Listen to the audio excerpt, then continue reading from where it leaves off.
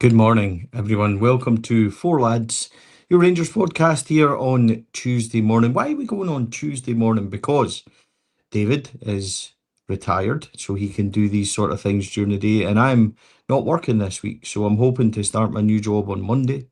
I did have a temporary position in HR for 3 months, which was excellent. So really worried about that.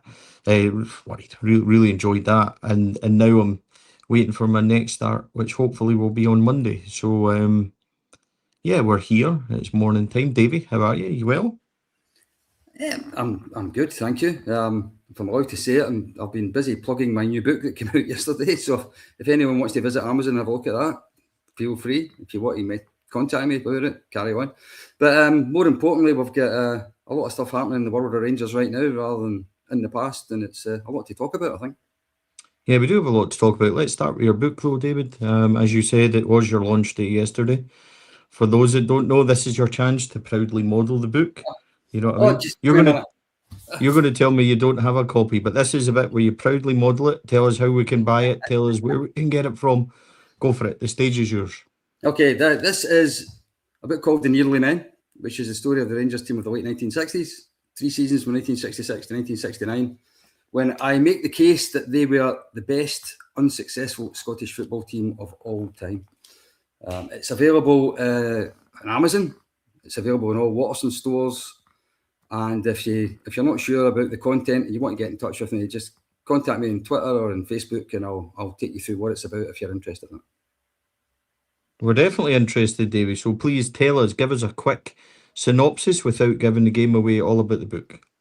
So from August 1966 till May 1969, those 3 seasons, Celtic won 2 trebles and a European Cup. Rangers won nothing. And yet, Rangers had some of the greatest players in their history, and they came so close to being Scottish champions. They went 33 games one season without defeat. They reached the European final they should have won. They reached the European semi-final they should have won. They beat Celtic in the league more times than Celtic beat them, but they made some poor decisions off the park, made some poor decisions on the park, and ended up with nothing. And that's the story of the nearly men, as I've called them, because they came so close and are now regarded as failures, whereas I happen to think they were a really good football team. Sounds like an intriguing read. I do have the privilege of having that book and ready to have a skim through. Yeah, as Ross says, very well written and interesting considering he was minus 22 years old at the time. So we're looking forward to that. You can get that on Amazon, on all good online stores, etc. And hopefully, Davey, it'll be another one of a very successful books for you. Let's begin the pod today. So, thank you to our sponsors, CBD Oil Scotland. You can get 50% off all their products by quoting Four Lads. Candid, LBJ Consultants, Elite Scooter Scotland, Metaclad Four Lads official roofing partner, Athletics Lounge by Sharon, Denhay, the quintessential British bacon. Joining us very soon will be Athlon Industrial Solutions. They're also joining us to sponsor us this year. So the support has been incredible from our sponsors. We thank them. That enabled us.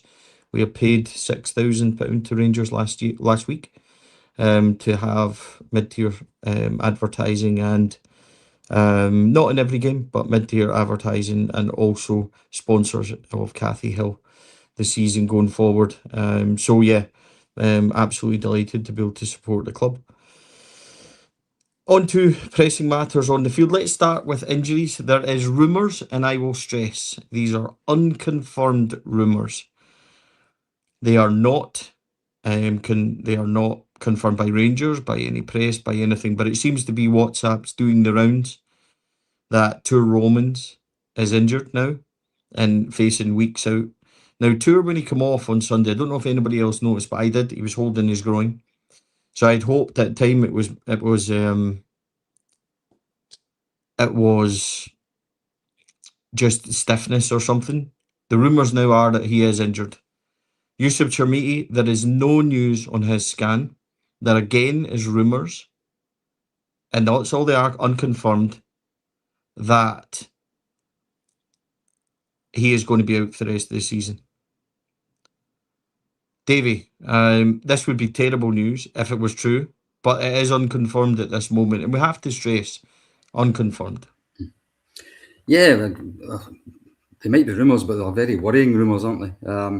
If I start with Romans, he missed quite a chunk of tail end of last season through injury. I'm hoping he's not going to turn out to be the left-sided equivalent of Sterling, in that he's the best fullback, the best in the position at the club, but he's just not available enough. It would worry me if he was out for that length of time, and we have absolutely no cover for him on the left-hand side. I know there's been rumours about Penrice that used to play for Hearts, that's in Greece now, potentially coming in. Surely this has to accelerate getting another left back in the building.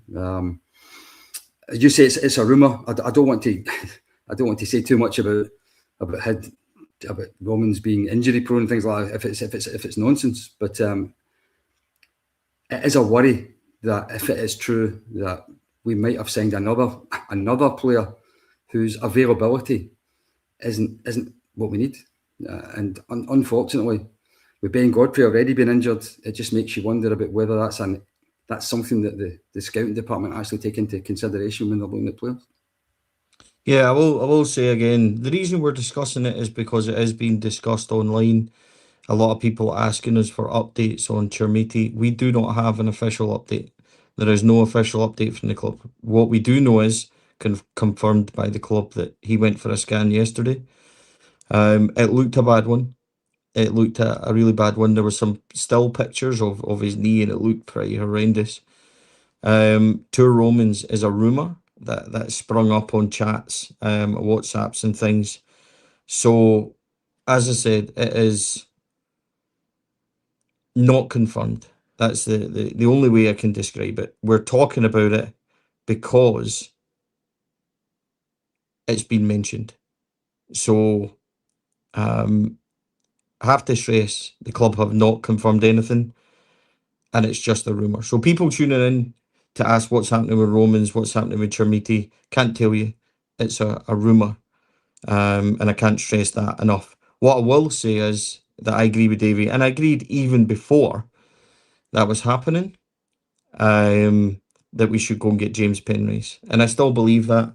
I think James, with the Scottish quota, he's a very good young fullback. I think it would be a very good left-hand side signing. As for Yusuf, it looked a bad one. Really disappointed if that's going to be a long time. And we can only hope, Davey. That's all we can do at this moment. Yeah, unfortunately, I got a perfect view of that incident on Sunday, because where I sit in the main stands, looks right down on that touchline. And Chermiti was in agony before he even hit the ground and hit the advertising board. It was the collision with the Hibs player that affected his knee.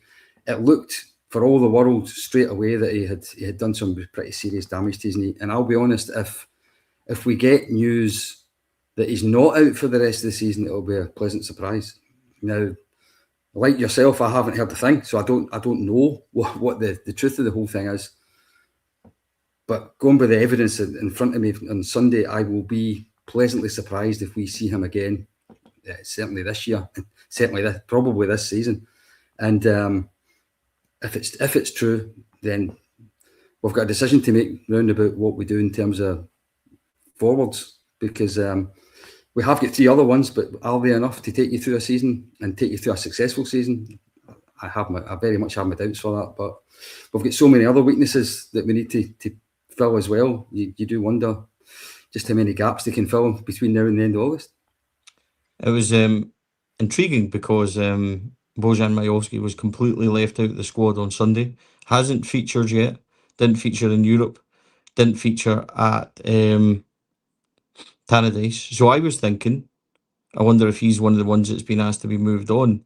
Now the door's completely back open for Bojan Majowski, I would wonder, because with it being back, that's us only got now 2 fit strikers in Shankland and Nadiri. Majowski's going to make the 3rd. So would we go into the loan market? Would we try and pick up somebody who perhaps hasn't got a club? if Yusuf is going to be out for a while and we plan on playing two up front, could Asgard become like a second striker? I would think probably we would have to go back into the market. Dujon Sterling can cover at left back. So let's hope that these things aren't true. I still hope for James Penrice. As for Yusuf, we wish him all the best, Davey, and we can't really call you Kenny there because I'm so used to being on with him. But I suppose that's all we can do, Davey. Wait for official news, hope that it's rumours, hope that it's WhatsApp's doing the rounds, and then go from there. Yeah, well, it wouldn't be the first WhatsApp rumour that's been completely wrong, would it? So I think we have to wait for the official confirmation. The Chermiti one, I think, as I've said, I think in the evidence of our own eyes on Sunday, we will be pleasantly surprised if it's not bad news. But we haven't heard anything. I think the events that we are talking about right now, if they were to come true, Andrew Kavanagh spoke yesterday about 3 to 5 players still to come in before the end of August. I don't know whether this news would potentially change the makeup of those 3 to 5 players. I think a left back was always going to be one. I didn't think a striker was going to be one.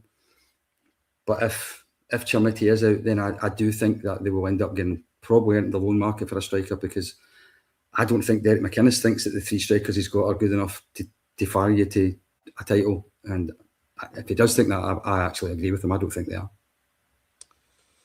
There's so much to discuss with regards to potential signings and things that are coming. Davey, I want to get your opinion on the Hibs game on Sunday.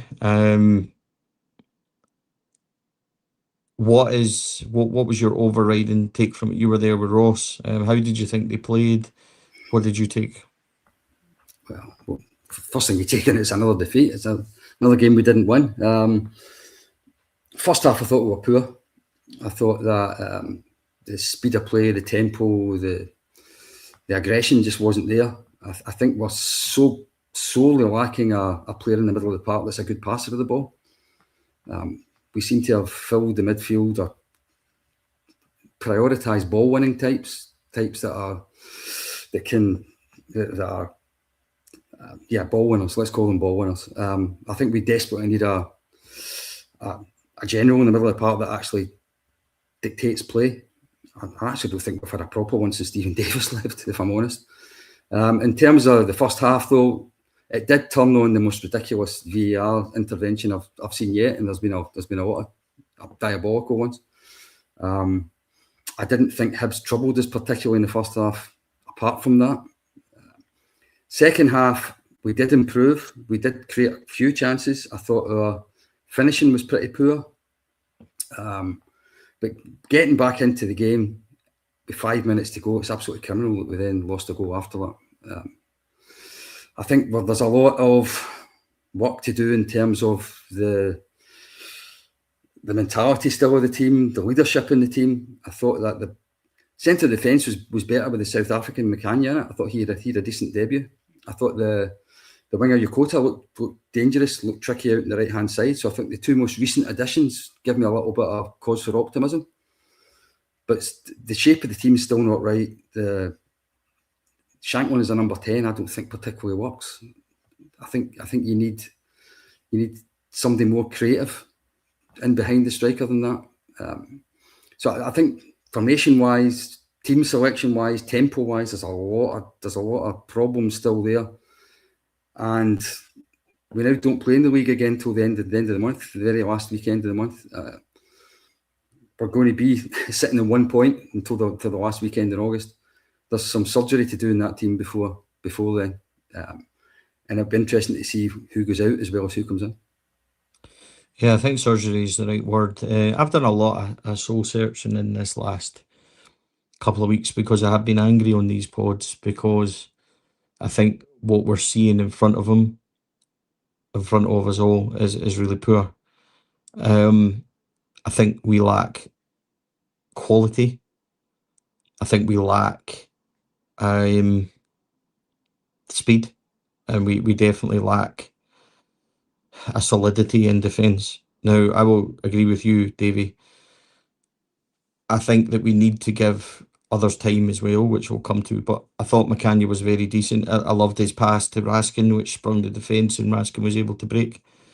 I think that Manny Fernandez needs to get up to speed really, really quickly. He looks a bit lackadaisical, and I think it's because of his style. And he's been jogging back at goals and that, which is, to me, is really unimpressive. I think left back Tour Romans has been up and down a wee bit. I'm really worried if he's injured, because we all had fears about his position last year.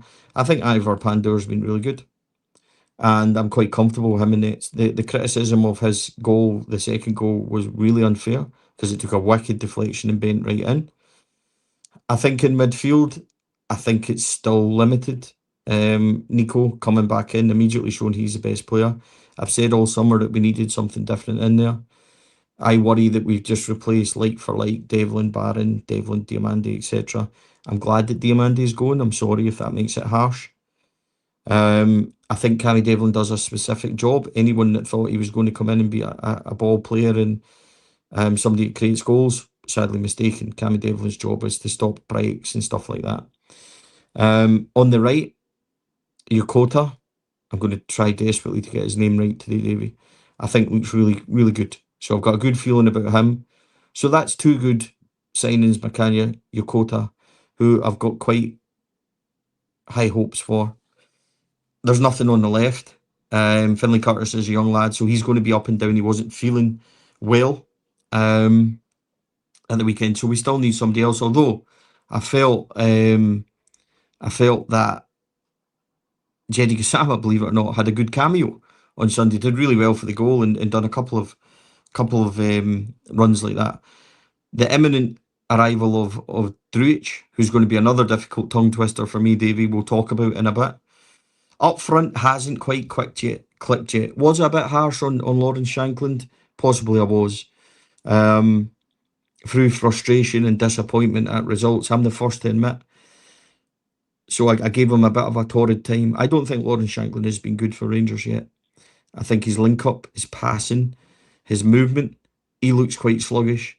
I'm worried that he's slipped back into form of previous years. Now, however, that's extremely unfair. He needs time, he needs to settle in, and it's a bit of a rash judgment for me. So I can hold up my hands. I think, as well, he said no service, which is really true. We need to get Lawrence Shankland the ball to score, which is what I said all summer, and then I've had a bit of a go at him. I think Lawrence Shankland's great. Everybody knows I wanted him to be here. But there's a frustration for me, and maybe harsh criticism. That 9 in front was always going to be Yusuf for me. Now that looks like it's out the window. So can Bojan be up there with Shankland? Nadiri, I think, had a good shift on Sunday, but looks like a trier. Is he that clinical striker? I'm not sure. So Davey, I thought Rangers, I'll say it again, I thought Rangers were pretty decent on Sunday, but they lack quality. They get so far and it's a bit huff and puff like, Davey. It's a bit, having watched the game back and things like that, we do create a lot. We do, get in good positions, but the quality isn't there. And that's the challenge now, to bring that in. Yeah, I'm not quite sure yet what formation best suits the players we have. I don't think Derek McInnes is sure what formation best suits the players we have. I'm going to, if I go back to last season, Danny Rule changed to having basically 2 strikers in the team for a while, and we started conceding a lot of goals. We've started this season with 2 strikers in the team again, and I'm just not sure we've got the quality behind them to give them the service they need. But then we're a man less in defensive positions where we are weak. We haven't had a clean sheet for ages. It feels to me as if Rangers haven't had a clean sheet for, I don't know when it was. It was before the split anyway, whenever it was. I think it might have been at Love Street. I gave me 1-1 0. I'm just not sure. I was with you. I totally agreed with signing Shankland. I think it was one of the most obvious things to do of all time. But for me, his strength is he's a finisher in the penalty box. And I don't really see the point in playing an Adiri in front of him and him behind, because I don't think Nadiri's strengths are in the penalty box. I don't think Shankland's strengths are out of it. So I'm still trying to figure out what the right mix is. I think as far as the wide positions are concerned, Curtis will come on over the course of the season. I'm convinced of that. I think that he's a player who does carry a goal threat every time I see him. I think although he plays wide, he makes things happen towards goal. I quite like him, but I don't think he's a starter yet in a Rangers team that wants to win things. Not consistently, maybe. Yeah, Gassama is more of an impact player for me, if we keep him at all, which I think there's a debate if there was a bid for him. There's no doubt there's the abilities there, but I don't think his consistency or his attitude is going to be there in terms of a long-term Rangers player.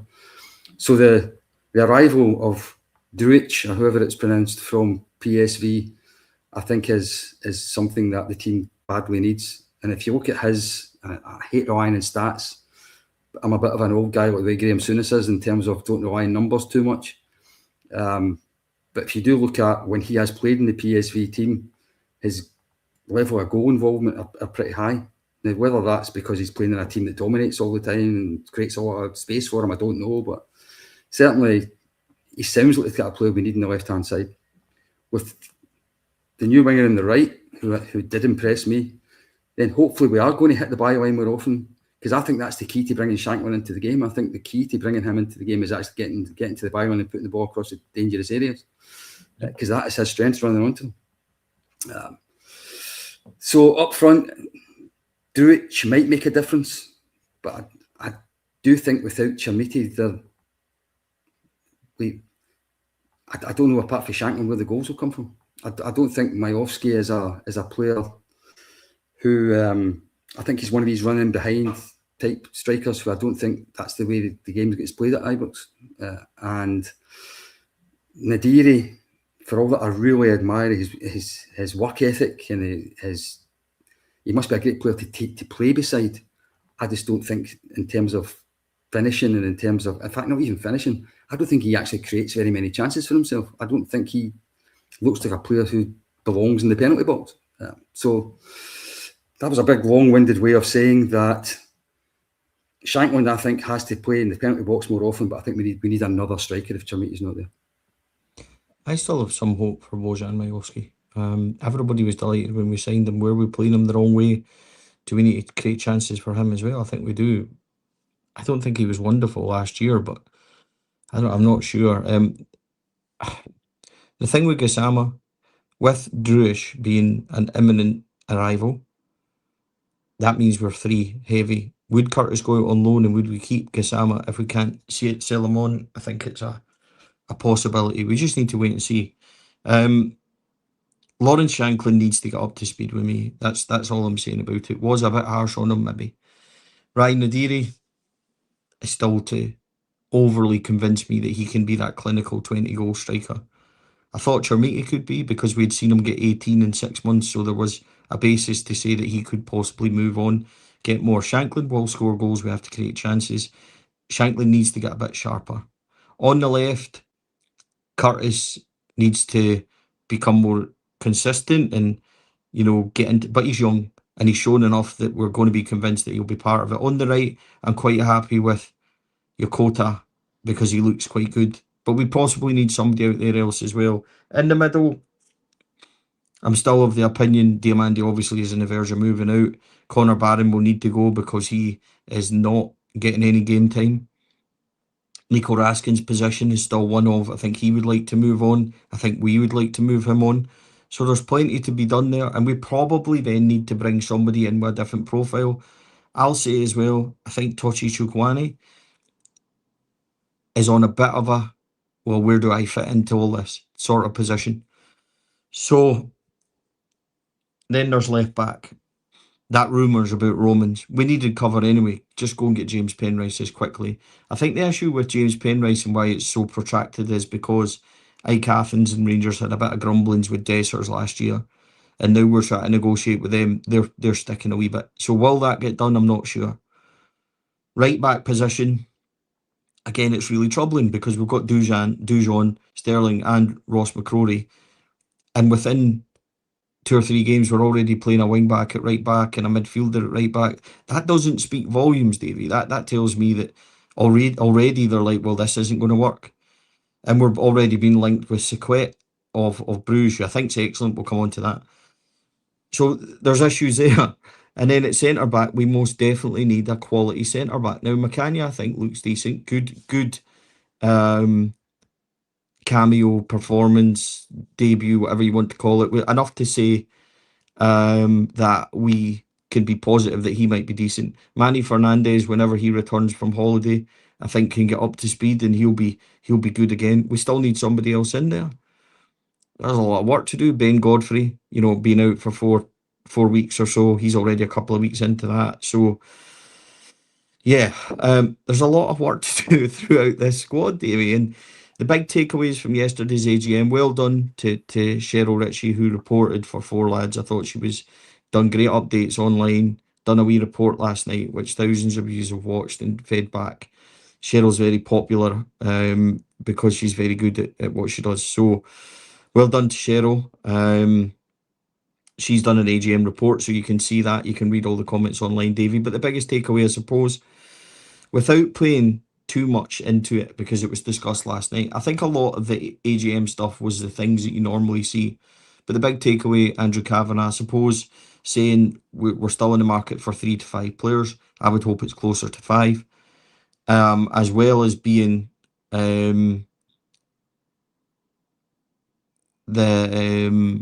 I suppose Padraig Marathi going on about the 6,000 seats for loading the pitch. Now, I've previously said that on this podcast that that's exactly what we were going to do because that's what the club have kind of portrayed back to us. So I think the other things about refereeing and stuff like that and about recruitment, I think it was all pretty much lip service. And I don't mean that to sound bad. I just don't think, and we're going to talk about press conferences and that towards the end, I just think if fans think perhaps, that other things are capable at these things. Like, I don't think there's any way that the owners are going to come out and go, yes, the SFA are terrible and we hate the refs. And it's never going to happen. It's always going to be diplomatic stuff. So yesterday's AGM, Davey, was perhaps exactly what I thought it was going to be. Yeah. If I take through 2 or 3 things one at a time there. So the bit about 3 to 5 players, I think everyone hopes it's 5 rather than 3. Because I think the conversation we've just had for the previous 15 minutes tells you that whether we're talking about the defence, the back four, whether we're talking about the midfield, whether we're talking about up front, whether we're talking about creativity, whether we're talking about wingers, we think we're short all over the pitch. Therefore, 3 players doesn't sound as if it's going to cut it, does it? In fact, you could probably argue that we need 3 defenders. We need another left back. We need another centre back. We need another right back. So there's 3 players straight away without you adding anything in the forward areas of the team. I think it's, as an aside, in the right back position, I think it's absolutely astounding that we're only 3 games into the season, and I think we've played more players at right back in 3 games than we probably did in whole seasons in recent years. It's bonkers. So let's hope that it's closer to 5 players than 3 players.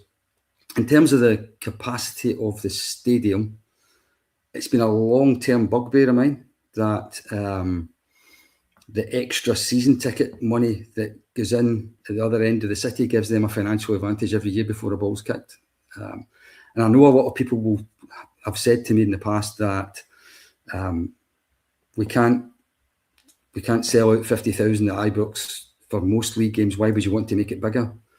The point is, you increase the number of season ticket seats, that you get the money up front, and it's more money in the bank every year. It's an investment that will last as long as Ibrox is there.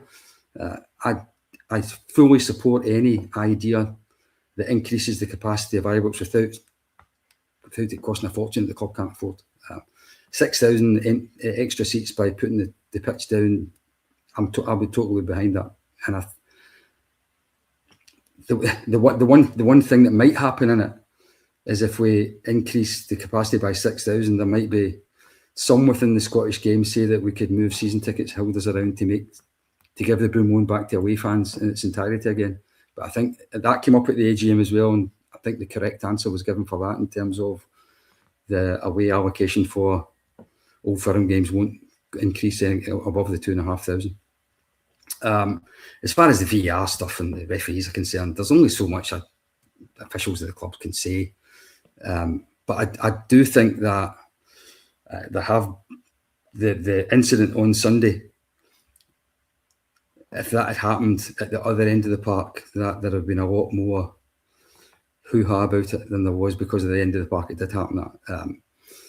I know Jim Gillespie's saying he's made representations off the pitch about it. What I want to know is what response he gets. I don't want it just left there. I want to actually hear what the outcome of it was. I'm going to bring up one for you. Ross McCrory headed the ball in the box in the second half and was then clattered by a Hibs defender in the face. Now, it's a challenge for a header. We see it all the time. Last season in the league, I saw it at Easter Road when a Celtic player went up for a header. I think it was Luke McGowan and was then clattered into by the head of the Hibs player who was late in a situation that was the exact same as what happened to Ross McCrory. Celtic were awarded the penalty. It was completely accidental, but Celtic got the penalty. On Sunday, Rangers didn't even get it checked. It was completely incidental. But while we go on about things in here, and we think that we don't get a fair rob of the green, because no team thinks that, there's precedent in decisions that are there. I think the penalty decision on Sunday was scandalous. I think when Michael Stewart says it's never a penalty, I think that tells you everything. Because if Michael Stewart's not saying it's a penalty, and let's be honest, Michael Stewart harbours no love for his football club, then yeah, we've got a real issue there with officiating. People saying he wasn't looking at the ball. Yeah, he wasn't looking at the ball, but he was also getting dragged towards him. There was hands on his face. He then got pulled down. So yeah, I think it was a really poor decision. Precedent's been set for other decisions that are not being given for Rangers that did get given for other teams. So yeah, I'm not interested in going back down the kind of rabbit hole of referee and stuff, but I just think that there's only so much that we can kind of talk about with regards to previous decisions and things like that. Davey, moving on. Imminent arrival of Cohab Driouech. Now that won't be the right pronunciation, Davey. It certainly won't be. I can barely get Yokota correct. Daisuke Yokota, and he's been here for goodness knows how long, so I've been practicing that. But this one, let's talk about an exciting signing, £7 million. Make or break one, this guy has to come in flying, doesn't he? The recruitment team aren't exactly being loved at this moment in time. So he has to come in flying. I believe he had 9 goals and 8 assists last season. There's a lot of discussion, which slightly worries me, PSV fans saying that he plays his best when in space and doesn't really do well against low blocks and things, which I think is worrying me a wee bit. I can't claim to know a lot about him. He's 24. We've been linked with him before, but he's undergoing his medical today. He's about to sign a 4-year contract with an option of another. It's an exciting signing. We asked for quality.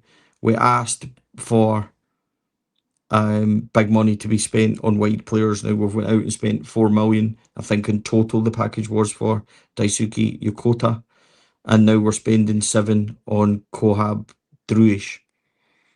Somebody tell me how to pronounce his name properly, please, Stevie. So what do we make of this one? Are you excited?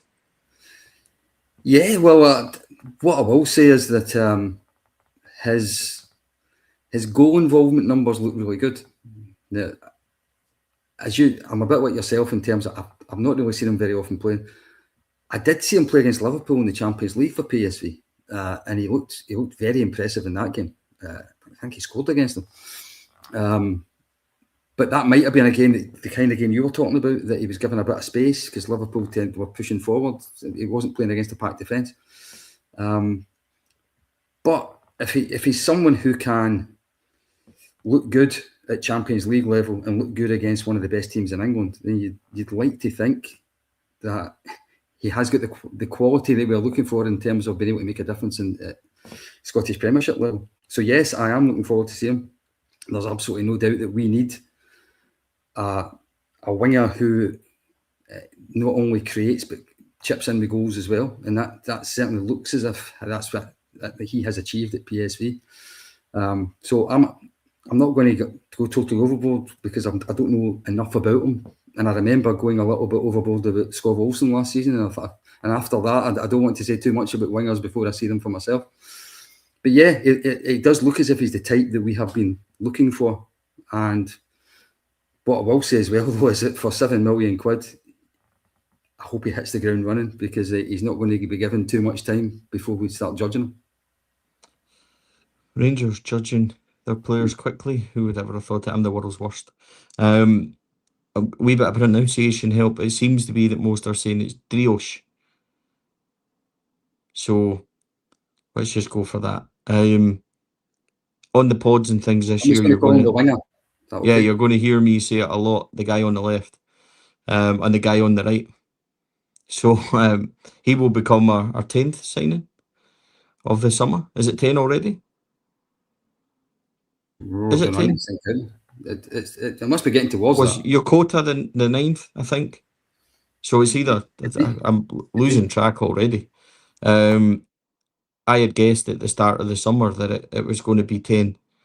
So big signing from PSV. It's a lot of money. You can doubt a lot of things, ladies and gentlemen, about the ownership and recruitment and taking too long and things like that. But there's no doubt that if you're signing a guy from PSV, GRFC says, scored a brace v Liverpool, scored v Arsenal, scored v Napoli, he'll be our 10th signing. I thought so. That's how crazy it is, and we're still saying we need another 4 or 5. I think there's quality there. We have to unlock it. And even, do you know what? Even if he's not great, Davey, or he's not this, we all want him to be Brian Laudrup. So to lessen the pressure on him a wee bit, see if you've actually got proper left and right wingers and you've got 2 threats, it automatically stretches the game and gives you different options, because you can no longer double up. Because if you move it to left and they double, you can quickly get it over the other side. Now, quickly is probably where it falls down for us, because we move the tempo like I move out in a football pitch. But he's quick, and he's got those goal involvements. He's got quality. So if he's there on the left, if we lessen the pressure on him, if he's there on the left and Yokota is there on the right, we've got 2 automatic threats with 2 guys up front. It gives defences different things to worry about. Yeah, and I hate comparing to teams on the other side of the city, because I try not to talk about them too much, but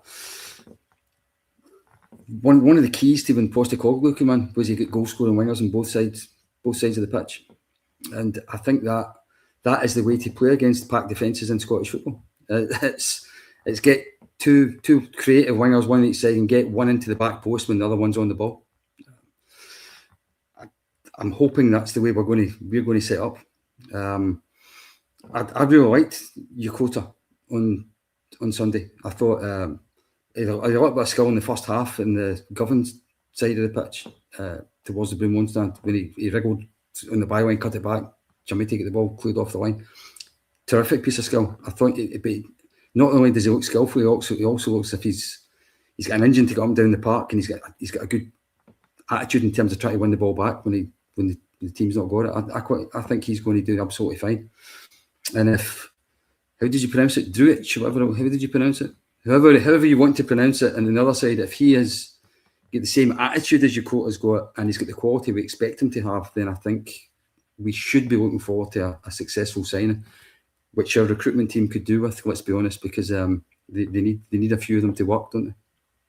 Yeah, but what happens if Macania turns out to be excellent, Yokota turns out to be excellent, Driouech turns out to be excellent, and we start to, the other guys who've been brought in, who I've said all summer, the likes of Devlin, the likes of Neil, the likes of McCrory, what happens if they're very good squad players, like I've said? Now, McCrory hasn't exactly started, and there's Neil. Devlin, I think, will be fine. I still think Shankland will score goals for the club. Needs to get up to speed a bit, but realistically, he had the World Cup and everything, and maybe I shouldn't be as grumpy with players. So we need time here. I'm not saying it's wonderful. It's not. It needs quality, and I'm saying the exact same thing I've said all summer. I said it to Andrew Kavanagh. I said it, to people at Rangers. We need quality. That's not a criticism. I think when Derek McInnes talks about needing help and stuff like that, I think that's what he's talking about. We do need to see Diamonde, Connor Barron, John Souttar, finally leave. He's been down in Leicester discussing things for about 9 weeks. So, all these things need speeded up. We need to find out about the injuries to talk about what we talked about. A lot of people joining afterwards. There is rumours, unconfirmed. We don't know anything for certain surrounding Yusuf Chermiti. I think a Turkish reporter has said that Galatasaray won't go back because he's got a bad knee injury. So I think that's where the rumours possibly stem from. Rangers have not confirmed anything other than he had a scan yesterday. With regards to Tour Romans, he was holding his groin when he went off on Sunday. There is rumours, unconfirmed rumours. Not according to me, because I'm now getting the blame of this. And Davey, you'll know that these were on the chat this morning before I'd even said anything, that he is going to be out for 8 weeks. Nobody knows if that's true at all. So that is the rumours. If that's the case, we need to do some things. But Davey, we are targeting a right back, which, given that that we've played about 14 of them already, kind of says that we're considering something. We've been linked with in the last couple of days Aston Villa defender Costa Neljikovic. Jesus, man, I just want them to sign somebody called Jim Smith.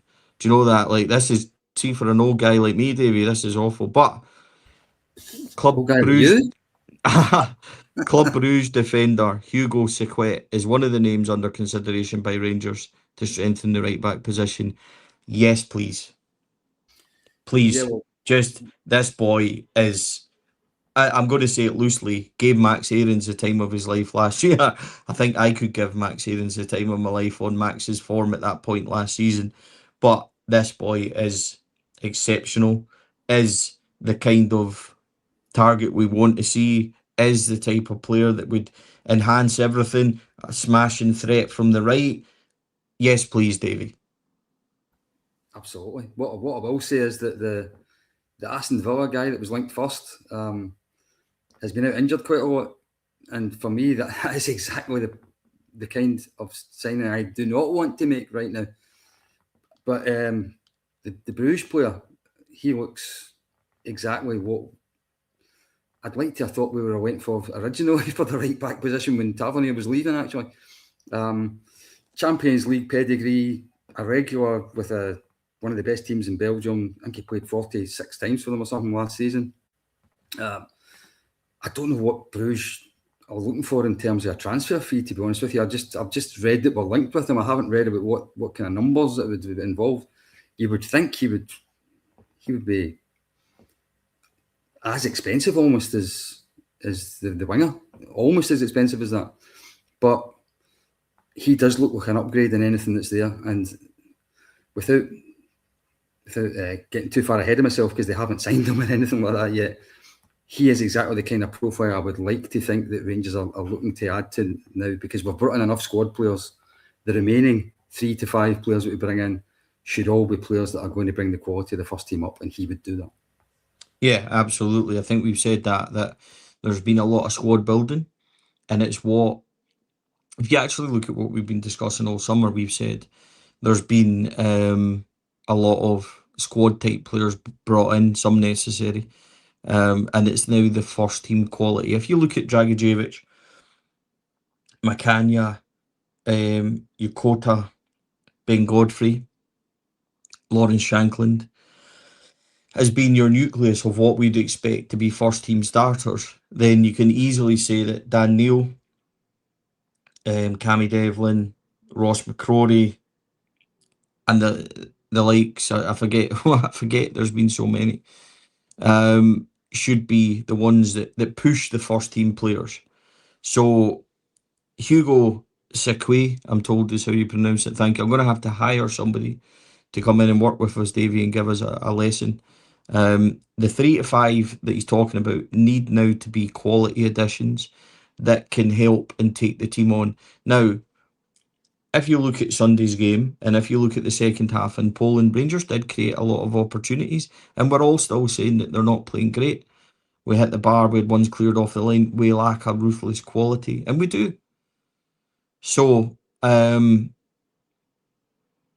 has to be, Davey. It has to be the ones that make the real difference if we're going to have a successful season, because already the pressure's on after 3 games. Yeah, and I would add to the fact that we require quality. I think we need a leader organiser for our defence. I think we've talked about Fernandez a lot in terms of his lackadaisical style and stuff like that, but he's still a young, relatively inexperienced player. I'm not convinced Godfrey's going to be that leader that I'm thinking about. I think that he's got his own career to look after, if you like. He's got his own career back on track. I'd love to see Rangers bringing in a centre back it's the equivalent of your Davy Weir, Connor Golson types, the ones that just organise what's on about them. I think we're sadly lacking that. In terms of the rest of the team, though, absolutely, I think we need a midfield general, somebody who controls the tempo of games, somebody that's a good passer of the ball, somebody that other players round about them get better because he's beside them, and quality in full-back position, quality out wide. And if Chermiti is going to miss the season, I do think we need to bolster our forward options with somebody clinical up front. Not much to ask for, is it? No, it never rains where it pours at Rangers. Everything's always difficult when you're not winning, that's for sure. But there's plenty to be done, and quality has to come in. Driouech is going to be joining for £7 million. That's a lot of money. He has that quality we've discussed. Let's hope he settles in. Him on the left, Yokota on the right. I think gives us genuine wing play that we've not had in a really long time. Makes the team more balanced, gives us a attacking kind of structure. If one side is concentrated on, there's room on the other. You know, there's lots to do there. So quite happy with that. Wish him all the best. He's going to have his medical today, and then I would probably imagine the club would announce it later on, or possibly tomorrow, depending on and what happens there. But just to round up, Davey, we've talked a lot. We talked about injuries, unconfirmed injuries at this point. I'll say it again. Rumours are all it is regarding Yusuf Chermiti and 2 Romans. There is no update from the club, and there's nothing official. These rumours have been doing the rounds. Even as Davey will say before, I've been quoted as saying, according to Stevie Clifford, 2 Romans out for 8 weeks and Chermiti's out for the rest of the season. That's not true. According to Stevie Clifford, he shared the rumours that had been going about before it even came to me. So it's nothing to me, I'm afraid, folks. Nothing confirmed, and it remains a rumour at this point. So people that have missed the start of the show that are asking again, nothing official on Yusuf Chermiti or 2 Romans. Rumours only. We've discussed that. We've discussed Hibs. We've discussed AGM. We've discussed signings. I wanted to end it, Davey. We're talking a wee bit about press conferences and AGMs and stuff like that. You know as well as I do, having been in press conferences for a very long time. In the course of me being in press conferences, I've had the privilege of being in front of Giovanni van Bronckhorst, Michael Beale, Philippe Clement, Danny Rule, and now Derek McInnes, as well as Russell Martin. Now, I've held every single one of them to account as fairly as I can be. Russell Martin was really difficult. I said a line to Russell Martin that they don't look coached, which I shouldn't have said. Even if it was right, it was a very emotional statement from a supporter, not from somebody in there doing the press side of it. That caused me so much problems, not only in life, but with the club, etc. And I got a hell of a lot of pressure put on me. There was a lot of companies wanting to speak to me, and I didn't want it. It's not something I particularly enjoy. And I don't enjoy that kind of scrutiny or limelight. Immediately on Sunday, Rangers getting beat, there was demands all over social media. Stevie Clifford, you need to get in there. You need to do, you need to go and tell Derek this. This doesn't look coached. Do you have the balls to tell him and everything else? And quite frankly, Davey, after 4 or 5 years of doing this, just don't have the want to do it anymore. As you well know, Davey, I absolutely love this football club. I've been going for 30 odd years, and I've just kind of had enough. And I've taken the decision to step back from press conferences, because I simply don't want it. My question to Lawrence Shankland at the weekend, and I've watched it back, it's, everybody can hear it, it's born of absolute frustration. It's a supporter talking, and that's what I am. And I find it really difficult in a press conference situation to keep my emotions in check, because I'm the world's worst. The world's worst. I don't take defeat well at all. And there's other members of fan media in there from 4 other organisations that I feel that can take that mantle on, and you don't need me. And I also don't want, we were in a position to be able to put money into the club last week. I don't want in a position to be in where I'm upsetting people, and not only am I upsetting people, but I then have to worry about, things coming back on me. Davey, you know what press conferences are like, and this is why I wanted to discuss it. There's a common misconception that we should go in there and hold Derek McInnes to account and strangle Lawrence Shankland and tell them this isn't bloody good enough and everything else. We can't give opinion. We're not allowed to give opinion. We can't tell Derek McInnes, I think this is crap. I can't hold people to account the way I would hold or talk on this. We have to be professional and structure it with questions and things like that. We can't tell them they don't look coached. We can't do that. I shouldn't have done it last year, and we can't do that now. And it's difficult. And I think the best thing for me is to step back, let other people from 4Lads and stuff like that take the questions and take them on. I find it really difficult, really emotional, really passionate Rangers fan. And I just think it's best for me. I don't want to be in a situation where I'm falling out with clubs. And honestly, I hate the criticism. I hate the pressure. I hate people having a go at me. And I wanted to bring you on in this, Davey, because you've been in so many press conferences and you know what it's like. First thing I'm going to say is I didn't know that was coming, Stevie. So I'm surprised at what you've decided to do. But in saying that, I understand how you've just outlined it. Yes, I've been at lots of press conferences. I think there's 2 things I would say about it. One is that the mainstream media quite often don't ask challenging questions that need to be asked at certain times. And it has fallen on the fan media guys to ask those questions. And in the vast majority of cases, whether it's yourself, whether it's Davey Edgar, whether it's anyone else that's representing fan media, they do it in a level-headed, professional way, without doubt. Has there been the very odd occasion where things have got a little bit emotional? Yes, very occasionally. But I think what the club need to recognise the fact that we are fan media.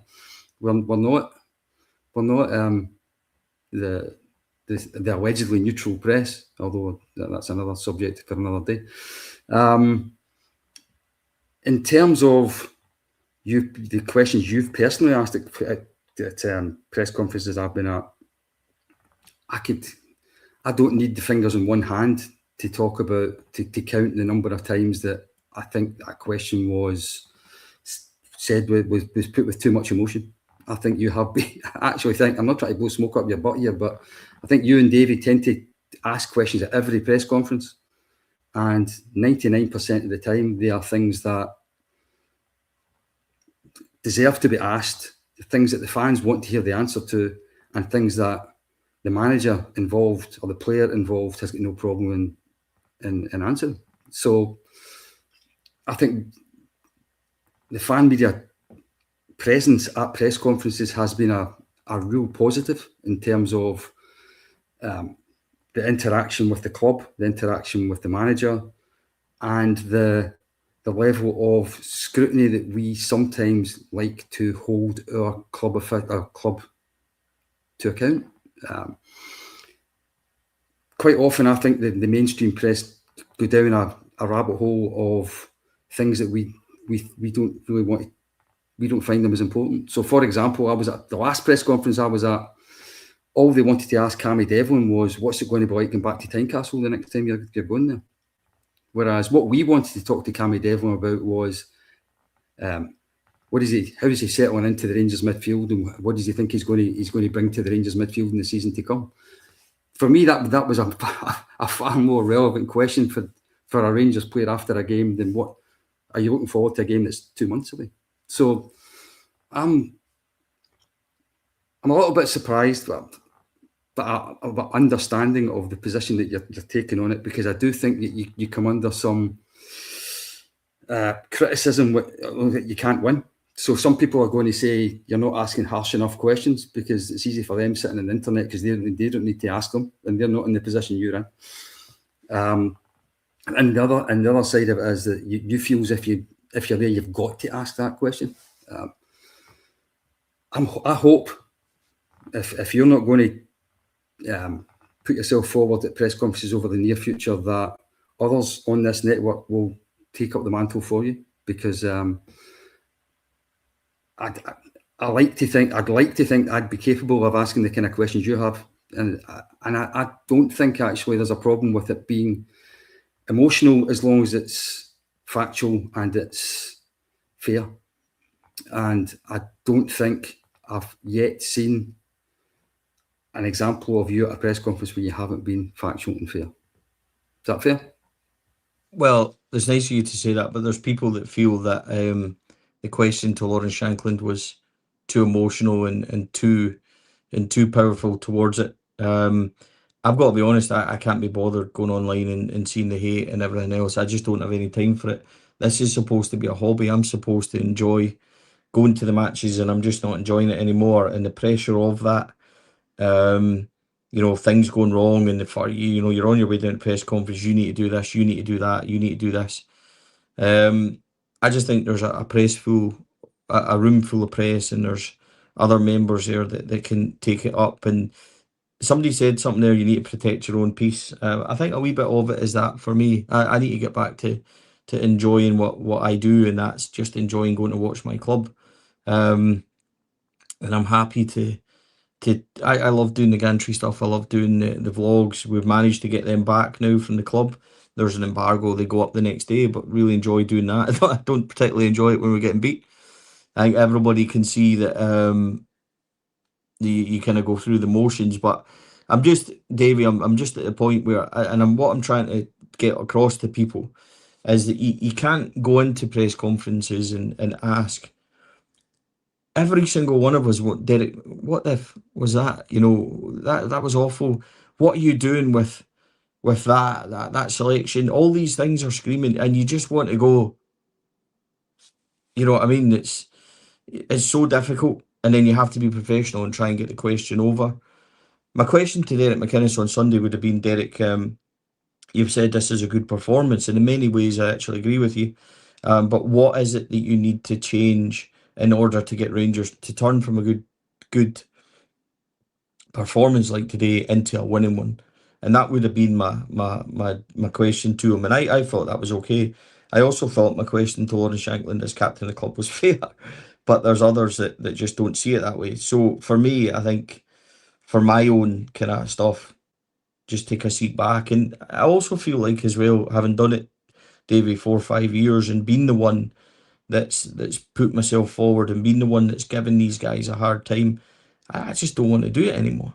Like, genuinely, I don't want to be the one that has a go at people, and it's really difficult. It's really difficult. And then you worry about the fallout, you worry about the phone calls, you worry about the reaction of people and stuff like that. I really like Lawrence Shankland. I want Lawrence Shankland to score 20 goals this season. But at the same time, I think it would be disingenuous not to give him critique back on a performance, or to tell him he's been wonderful or anything like that, or not to ask the question. Have we been worried about the performance of the players in the opening games? Yes. Have we been worried about players jogging back or the flicks and things that are costing us goals? Yes. I thought that was fair. But others don't see it that way. So for me, I think, honestly, there's other people in Four Lads that can do it. There's other people in fan media that can do it. And for my own self, I think just the way I feel about it and the kind of state that I'm getting myself into and stuff like that, I think best that just get back to enjoying it and get enjoying the match days, Davey. Let somebody else take the mantle for a bit. I'm not saying I won't ever do it in the future, but there's no point in me just asking on wins.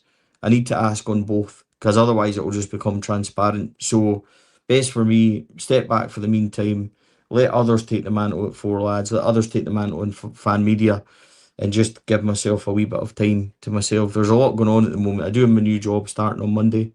I need to get things back on track and things like that as well. So I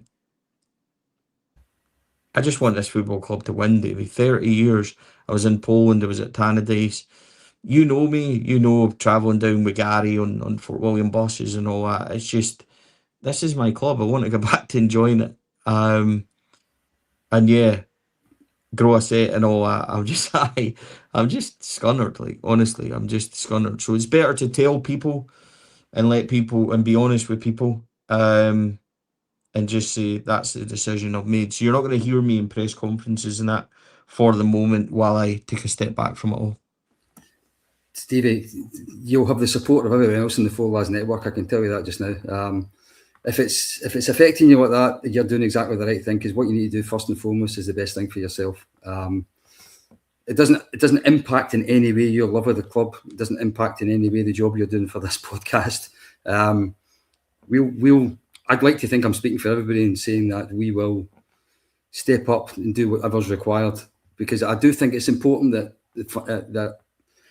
if we're going to be at press conferences, that we play our part in them.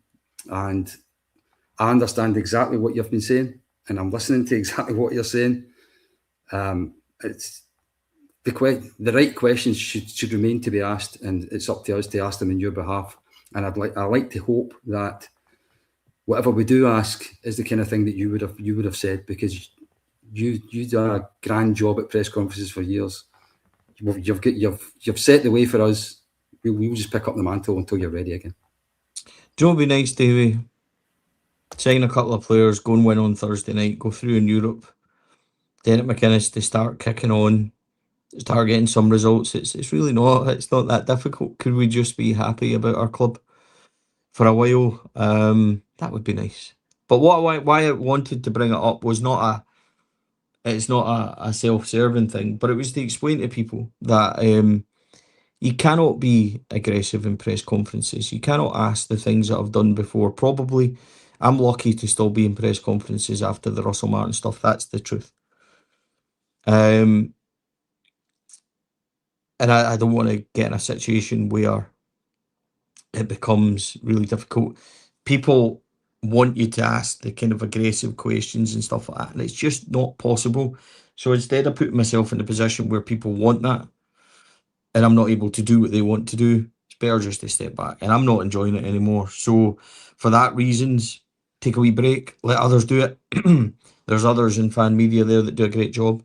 But as I said, there's 4 fan media outlets in press conferences, so it's not just all on me or Davey Edgar to do the kind of the heavy lifting side of it. So I hope that kind of explains to people where I am with it all.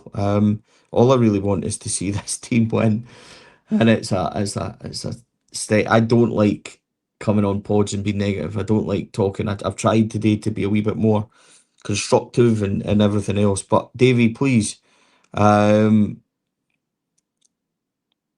night, just get a win and we can go from there. That's exactly what we need, isn't it? Well, I'll try and be positive. What I will say is that Rangers against that team last Thursday night were pretty poor for the vast majority of the time, and yet come the end of the game, we're slightly unlucky not to get a draw. They are not a quality team. They're not a team that will threaten the top 8 in the league section of the Europa League if they want to get in it. They are nowhere near as good as many of the teams we've played in Europe in the recent past. There's no reason why, if we don't set up correctly, play the right players, play to their potential, that we won't get through on Thursday night. And I look forward, because I am going to be at the press conference on Thursday night. I look forward to a press So am conference. I, just in silence. Yeah, you'll be sitting quiet beside me. I look forward to some positive lines of questioning to the Rangers manager after his first competitive win. Yes, please. Huge thanks to everybody. There's thousands of people watching on a Tuesday afternoon. I will repeat, why are you on this early? A couple of reasons why. It's sometimes nice to go during the day. We all got families we need to spend time with at night time and stuff like that. And it's really unfair to be doing podcasts all the time and when you've got kids and things like that. So for Davey's retired. Just launched his new book. Davey, time to plug your book again. Go, go, go, go. Oh, good. Okay, so The Nearly Men, the story of Rangers 1966 to 1969. For those that are interested in Rangers history and want to look back on a really quite unique time in Scottish football, it's available in Waterston stores, it's available online, all good book places, it's Amazon, etc. And it's available now. And I think it's a damn good book. I would, because I wrote it. It is a damn good book. Also out on the network, Davey, right now is This Week in History. It is now live with you and the fantastic Stephen Miller of the Rangers Archives, who's absolutely brilliant. You two do a sensational job. So that's out for people. That's out for people to go and enjoy and watch as well. So tell us a wee bit about that. So This Week in History looks back on these dates of the next 7 days, if you like, in the past, and we look at either players associated with that date or games associated with that date. So there's 2 or 3 really memorable ones. So in This Week in History, we'll look at the day Rangers won the league at Parkhead. We'll look at the Centenary Scottish Cup final when Rangers beat Celtic, and we'll tell the story of a player who won a winner's medal for Rangers and Celtic and the English top league all in the one season. Interesting. It's always an education, so I'll be listening to that this afternoon. What else have we got coming up? So they two show, obviously this show will be available to watch back and you'll be able to watch History Years. Please go and watch that. It's a very unique audience. I know people prefer the lives and stuff, but I think talking about our football club is a wonderful thing. And Davey and Stephen are 2 of the best knowledgeable people that I've found to listen to, especially Davey. Blowing smoke a wee bit up your bum this time, Davey. But yeah, I think knowledge is fantastic. There's actually a Rangers quiz coming up, and I asked Davey to be in my team, but unfortunately he couldn't make it, so we're not entering now. But I would have backed myself to one if Davey was on with us. But please go and enjoy that. We'll be back live tomorrow night, and then you'll get all the coverage from Thursday's game. Friday night show will be back, and then we'll cover the game on Sunday for St Mirren. Now that the window's beginning to kind of close a wee bit, we'll hopefully begin to become more kind of stable in different shows. The history show will go back to going out live on Tuesday night and things like that. Hopefully Davey and Stephen will do live shows as well that people can take in the coming weeks and stuff as well. So yeah, that's really where we are. Good luck to Davey with his book. Davey, thanks for coming on as usual. That's been an absolute pleasure. I enjoyed the chat. And I just want to finish by saying, keep the chin up, Stevie. You're doing a good job, mate. Chins, I think it is, Davey. I'm back to having put on a wee bit of weight again. So it's been difficult. With regards to the show, let's recap what we've done. We talked about injuries. There is no update to Yusuf Chermiti. No official word from the club. He had the scan yesterday, and we're waiting for official word. There is rumours, and I repeat, there are rumours, that Tour Romans has injured himself. The rumour is that he's out for 8 weeks. That is unconfirmed, and hopefully is not true. He was holding his groin when he came off the other day, which is a concern to everyone. These are rumours that have been circulated on WhatsApp and everything else. If you see a claim that they're from me, they are not from me. So just to talk about that. We talked about the AGM. We talked about the imminent arrival of Driouech from PSV for £7 million. He's getting his medical today, and we await official word from the club. Hugo Siquet has been targeted from Bruges at right back, who's a fantastic player. And also, we talked a wee bit about press conferences and Davy's book and things like that. Now, we're going to do a special chat, me and Davy, on his book. Half an hour or so, we'll get a wee podcast out about that, which tells you more. And we might even put one up for a wee competition when I might pull in the old purse strings, Davy, and buy one for people to win. I'll if that happens, you'll notice, because there'll be all sorts of moths and all that when I get the wallet open. So we'll do that in the coming weeks. But before we go, a huge thanks to our sponsor, CBD Oil Scotland. You can get 50% off all their products by quoting 4lads. That really helps us as well. Candid, the world's best ice cream by our very own Amrit. Please go and check them out. Loads of stores in Grangemouth and things like that. LBJ Consultants, Elite Scooter Scotland, Metaclad 4lads official roofing partner. Aesthetics Lounge by Sharon, which you can get 10% off by quoting 4lads, and also Denhay quintessential British bacon. Joining us as well is my good friend Ian Martin of Athlon Industrial Solutions. They will be sponsoring us for this season as well. Ian's a fantastic guy, a really close friend of mine as well, and his lovely wife Deb as well. Both are brilliant. So all their support allows us to support Rangers. It allows us to put money back into the club, allows us to sponsor Catherine Hill. And just before we go, a massive well done to women who beat Sparta Prague 2-1 last week. Then were narrowly beaten by Ajax 2-1 with a last-minute penalty, which was hugely debatable. It's a shocker, actually, to be honest. And they've done brilliantly. They've now qualified for, I think, the last 32 of the Europa League. And considering that they weren't expected to win any of those games, and the work that they've had to do in the summer has been absolutely brilliant. So we'll have another women's show coming up soon in the coming weeks, just for people that might like it. I know it's a specific audience. It'll not go out live. It'll just be one of the recording ones that people can listen to. So well done to the women. Kath missed those games. She had a slight injury. So I've already texted her telling her to, we sponsor you, so get playing in every single game. So on that, Davey, just thanks again, mate. Appreciate you giving up your time. A longer show than normal, but always good to talk about our club. Yeah, absolutely. I enjoyed most of it. I'd enjoy it more. I'd enjoy it more if we were talking about Rangers winning, though. So let's hope that the next time I'm on, that the tanker has turned, and we're starting to talk about Rangers winning games rather than what we need to win games. But it's been good to be on, Stevie, and I hope the viewers enjoyed it as well. Yeah, me too. The first win, and we'll be almost giddy on this show. God knows what happens if we ever win a trophy and how we'll be. I still laugh. I watch it back sometimes the day that we beat Dundee 4-3 with Barry Ferguson, me and Kenny. You would have thought we'd won the World Cup the way we are. But that's it, ladies and gentlemen. We are Rangers fans, and that's all it is at the end of the day. I hope everybody has a wonderful day. We'll be back again Wednesday night at 7 o'clock. Until then, take care. Thanks to 4lads sponsors, but thanks to you guys, everyone that likes, comments. If you haven't, please follow and like on YouTube. That really helps us grow. If you want to become a member, you can do for as little as 99p, just by using the QR code on your top corner there or following the description. Thanks again to everyone. Take care. Have a wonderful day. Bye for now.